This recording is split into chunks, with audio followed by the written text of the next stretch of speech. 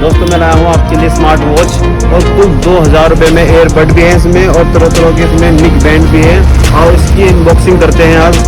आइए दोस्तों हम करते हैं वॉच अल्ट्रा की अनबॉक्सिंग। इसमें मिलता है आपको एक वॉच अल्ट्रा की तरफ से लेटर जिसमें आप बार कोड दिखा सकते हैं।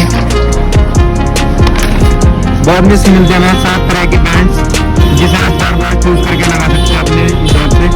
उसके बाद मिलता है आपको ये कवर, बाद में मिलता है आपको ये पोर्ट्स जो भी कनेक्टेड है आपकी वॉच से भी। बाद में मिलते हैं आपको स्मार्ट वॉच जो कि आपके फ़ोन से कनेक्टेड है। इसमें मिलता है आपको ब्लूटूथ कॉलिंग जैसे फीचर्स, फेसबुक जैसी चीज़ें आप इसमें चला सकते हैं। फेसबुक, इंस्टाग्राम सब कुछ इसमें आपको मिल जाएगा।